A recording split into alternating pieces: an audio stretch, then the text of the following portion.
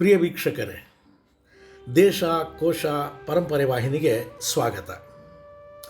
ಇಂದಿನ ಸಂಚಿಕೆಯಲ್ಲಿ ಕಲ್ಯಾಣದ ಚಾಲುಕ್ಯರ ಕಲಾ ಸಿರಿವಂತಿಕೆಗೆ ಸಾಕ್ಷಿಯಾದ ದೇಗುಲವೊಂದರ ಪರಿಚಯ ಮಾಡಿಕೊಡುವುದಿದೆ. ಬನ್ನಿ, ಆ ದೇಗುಲ ಯಾವುದೆಂದು ನೋಡೋಣ. ಗದಗ ಜಿಲ್ಲೆಯ ಮುಂಡರಗಿ ತಾಲೂಕಿನ ಡಂಬಳ ಇತಿಹಾಸದ ಆರಂಭಕ್ಕೆ ಒಂದು ಬೌದ್ಧ ಕೇಂದ್ರವಾಗಿತ್ತು. ಅಂದಿನ ಧರ್ಮವೊಳಲು ಅಥವಾ ಧರ್ಮಪುರವೇ ಇಂದಿನ ಡಂಬಳ.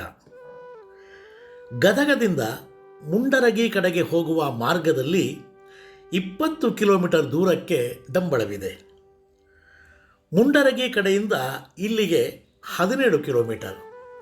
ಡಂಬಳ ಒಂದು ಇತಿಹಾಸ ಪ್ರಸಿದ್ಧ ಸ್ಥಳ. ಡಂಬಳ ಎಂದ ಕ್ಷಣ ಅಲ್ಲಿನ ದೊಡ್ಡ ಬಸಪ್ಪ ನೆನಪಾಗುತ್ತಾನೆ. ದೊಡ್ಡ ಬಸಪ್ಪ ವ್ಯಕ್ತಿಯಲ್ಲ, ಕಲ್ಲಿನಲ್ಲಿ ಕಡೆದಿರುವ ದೊಡ್ಡ ಗಾತ್ರದ ಬಸವಣ್ಣ. ಡಂಬಳದ ಶಿವಾಲಯವನ್ನು ಇಲ್ಲಿನ ಜನ ದೊಡ್ಡ ಬಸಪ್ಪನ ಗುಡಿ ಎಂದೇ ಕರೆಯುವುದು. ರಸ್ತೆಯ ಬಲಕ್ಕೆ ಇಲ್ಲಿ ಪುಟ್ಟದಾದ ಸೋಮೇಶ್ವರನ ಗುಡಿ ಇದೆ. ಇದು ತುಂಬ ಅಚ್ಚುಕಟ್ಟಾದ ಗುಡಿ. ಗರ್ಭಗೃಹಕ್ಕೆ ಹೊಂದಿಕೊಂಡಂತೆ ತೆರೆದ ನವರಂಗದ ಮಂಟಪವಿದೆ. ಇಲ್ಲಿ ವಿವಿಧ ವಿನ್ಯಾಸದಲ್ಲಿ ಕಡೆದು ನಿಲ್ಲಿಸಿರುವ ಕಂಬಗಳು ಅತ್ಯದ್ಭುತವಾಗಿವೆ. ಗರ್ಭಗೃಹದಲ್ಲಿ ಪುಟ್ಟ ಲಿಂಗವಿದ್ದು ಮಂಟಪದ ನಡುವೆ ಸಣ್ಣ ಗಾತ್ರದ ಬಸವನಿದ್ದಾನೆ. ಇಲ್ಲಿನ ಗುಡಿಗಳನ್ನು ಗುರುತಿಸುವ ಸಲುವಾಗಿಯೇ ಸಣ್ಣ ಬಸಪ್ಪ, ದೊಡ್ಡ ಬಸಪ್ಪ ಹೆಸರುಗಳು ಹುಟ್ಟಿಕೊಂಡಿರಬಹುದು. ಪರಕೀಯರ ಆಳ್ವಿಕೆ ಆರಂಭವಾದ ಮೇಲೆ ನೂರಾರು ವರ್ಷಗಳ ಕಾಲ ನಿರ್ಲಕ್ಷ್ಯಕ್ಕೊಳಗಾದ ಈ ಗುಡಿಗಳ ಮೂಲ ಹೆಸರುಗಳು ಏನಿದ್ದಿತೋ ಏನೋ. ಕಾಲಾನಂತರದಲ್ಲಿ ಜನರ ಬಾಯಲ್ಲಿ ಬಂದ ಹೆಸರುಗಳೇ ಶಾಶ್ವತವಾದವು. ರಸ್ತೆಯ ಎಡಕ್ಕಿರುವುದೇ ದೊಡ್ಡ ಬಸಪ್ಪನ ಗುಡಿ. ಬಹಳ ಹಿಂದೆ ಜ್ಞಾನಪೀಠ ಪುರಸ್ಕೃತರಾದ ಶಿವರಾಮ ಕಾರಂತರು ಇಲ್ಲಿಗೆ ಬಂದ ಸಂದರ್ಭದಲ್ಲಿ ಗುಡಿಯ ಹೆಸರೇನೆಂದು ಕೇಳುತ್ತಾರೆ. ಆಗ ಅಲ್ಲಿದ್ದವರು ದೊಡ್ಡ ಬಸಪ್ಪ ಎಂದು ಉತ್ತರಿಸುತ್ತಾರೆ. ಆಗ ಕಾರಂತರು, ಇದು ಮೂಲ ಹೆಸರಾಗಿರಲಾರದು, ಬೇರೊಂದು ಹೆಸರು ಇದ್ದಿರಬೇಕು ಎಂದುಕೊಳ್ಳುತ್ತಾರೆ. ದೊಡ್ಡ ಬಸಪ್ಪ ಕಲ್ಯಾಣದ ಚಾಲುಕ್ಯರ ಕಾಲದ ಪ್ರಮುಖ ದೇವಾಲಯಗಳಲ್ಲಿ ಒಂದು. ಇದು ಆ ಕಾಲಕ್ಕೆ, ಅಂದರೆ 11ನೇ ಶತಮಾನದ ಅವಧಿಗೆ, ಅದರಲ್ಲೂ ಈ ಪ್ರದೇಶಕ್ಕೆ ತೀರ ಹೊಸದೆನಿಸುವ ವಾಸ್ತುಶೈಲಿ ಎನ್ನಲಾಗಿದೆ. ಗುಡಿಯು ಸಂಪೂರ್ಣವಾಗಿ ಕ್ಲೋರೈಡ್ ಶಿಸ್ಟ್, ಅಂದರೆ ಬಳಪದ ಕಲ್ಲಿನ ನಿರ್ಮಾಣವಾಗಿದೆ. ಇದರ ಬಣ್ಣ ನೀಲಗಪ್ಪು, ಹಸಿರುಗಪ್ಪು ಅಥವಾ ಬೂದು. ನಕ್ಷತ್ರಾಕಾರದ ತಳವಿನ್ಯಾಸದ ವಿಶಿಷ್ಟ ವಾಸ್ತುಶೈಲಿಯ ಮಹತ್ವ ಈ ದೇವಾಲಯಕ್ಕಿದೆಯಲ್ಲದೆ ಈ ವಿನ್ಯಾಸದಲ್ಲಿನ ಪರಿಪೂರ್ಣ ಪ್ರಗತಿ ಇಲ್ಲಿ ಕಂಡುಬರುತ್ತದೆ ಎನ್ನಲಾಗಿದೆ.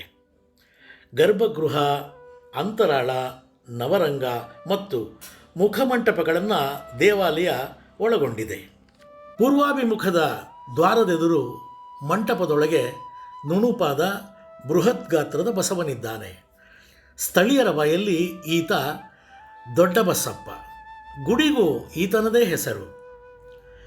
ದಕ್ಷಿಣದಲ್ಲೂ ಮುಖಮಂಟಪವಿರುವ ಒಂದು ಪ್ರವೇಶ ದ್ವಾರವಿದೆ.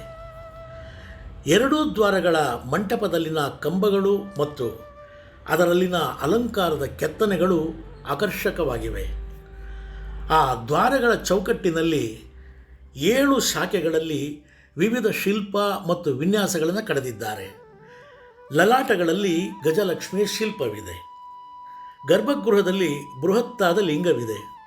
ಇಲ್ಲೂ ದ್ವಾರದ ಚೌಕಟ್ಟಿನಲ್ಲಿ 7 ಶಾಖೆಗಳಲ್ಲಿ ವಿವಿಧ ಶಿಲ್ಪ ಮತ್ತು ವಿನ್ಯಾಸಗಳನ್ನು ಕುಸುರಿ ಕೆಲಸದ ರೀತಿಯಲ್ಲಿ ಅಲಂಕರಿಸಿದ್ದಾರೆ. ಲಲಾಟದಲ್ಲಿ ಗಜಲಕ್ಷ್ಮಿಯ ಶಿಲ್ಪವಿದೆ. ಸಾಮಾನ್ಯವಾಗಿ ಚಾಲುಕ್ಯರ ದೇವಾಲಯಗಳಲ್ಲಿ ಗಜಲಕ್ಷ್ಮಿಯ ಶಿಲ್ಪ ಕಂಡುಬರುತ್ತದೆ. ಅಂತರಾಳದ ಪ್ರವೇಶದಲ್ಲಿನ 2 ಕಂಬಗಳ ಮೇಲ್ಭಾಗದಲ್ಲಿರುವ ಮಕರ ತೋರಣ ಭಿನ್ನಗೊಂಡಿದ್ದರೂ ಸೂಕ್ಷ್ಮ ಕೆತ್ತನೆಗಳ ಮೂಲಕ ಆಕರ್ಷಿಸುತ್ತದೆ.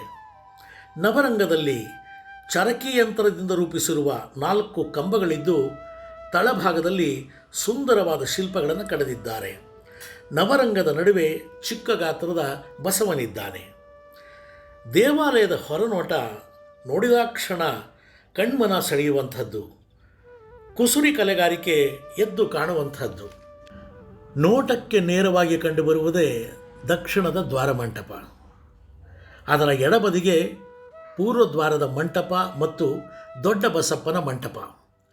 ಬಲಬದಿಗೆ ಕಂಡುಬರುವುದೇ ಆಕರ್ಷಣೆಯ ಕೇಂದ್ರ.